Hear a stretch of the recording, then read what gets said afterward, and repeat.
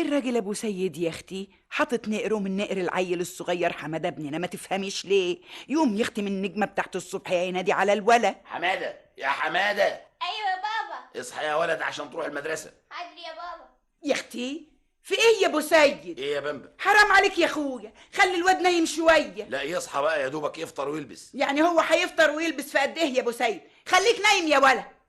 حاضر يا ماما. يا بمبا الساعه بقت 7 والمدرسه بتدخل 8. ده يا اخويا هيقعد سهران طول الليل ويقوم من النجمه كده؟ سهران ايه يا بمبا؟ ده نايم من الساعه 9. قوم يا ولد، يا ولد يا حماده. حاضر يا بابا. خليك نايم يا واد يا حماد. حاضر يا ماما. لكن يا اختي الراجل يعند ويحلف 100 يمين ان الواد حماده يقوم، وانا كمان اعند على عنده واحلف 100 يمين على يمين ان الواد يفضل نايم. طبعا ما هو لازم يسمع كلام امه، امال يا اختي هما بيحطوه ويغربلوه في الغربه ليه ويقولوا له اسمع كلام امك ولا تسمعش كلام ابوك؟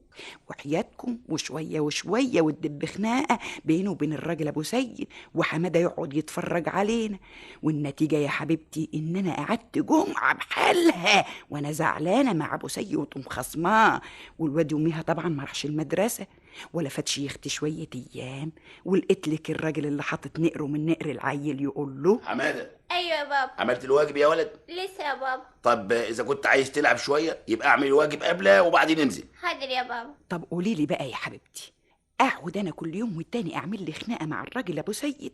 قلت لا يا بمبا خليكي عاقله، اسكتي لحد ما ينزل، وحياتكم هو نزل من هنا وانا قلت للواد حماده.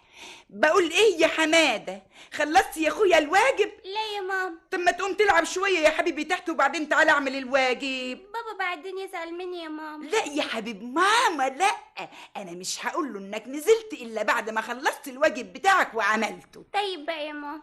ونزل يا حبيبتي الواد لعب، وطبعا رجع تعبان، وطبعا ما قدرش يعمل الواجب، وابوه جه من بره سأله عملت الواجب يا حماده؟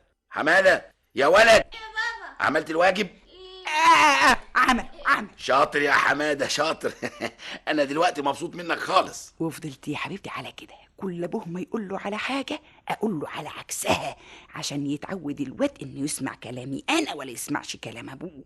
لكن يا حبيبتي ما فاتش شهر ولا 2 وبقى الواد لا يسمع لا كلام امه ولا يسمع كلام ابوه، وبقى اذا قلت له اي حاجه ما تعجبوش يروح يقول لابوه علشان يخليه يعمل اللي هو عاوزه، وان كان ابوه يقول له على حاجه ما تعجبوش يجي جري عليا عشان اخليه يعمل اللي هو عاوزه، ولا بقيت عارفه اربيه ولا بقى ابوه عارف يربيه.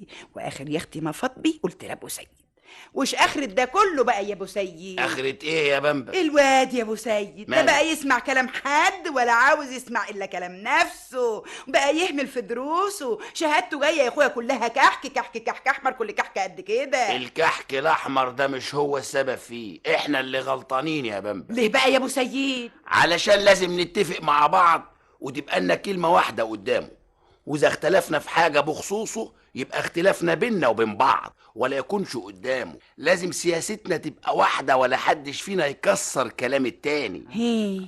يقوم يتعود يحترم كلامنا ويعمل بيه، وبالشكل ده تتصلح اخلاقه وينتظم في دراسته، والكحك الاحمر يتمنع وينجح ويبقى عال ويطلع راجل ينفع نفسه وينفع بلده يا بمبا. وحياتكم وسمعت شرطه وسمعت كلامه وعملت بيه، والواد حاله اتصلح خالص وتقدم في مدرسته، وبقت شهادته تيجي من المدرسة تشرح القلب العليه، وأتابي يا اختي هو ده اللي فيه صالح العيل. امال يا حبيبتي انا كنت غاويه انه يسمع كلام امه ليه ولا يسمعش كلام ابوه ليه بس يا اخواتي؟ يا عيني عليا.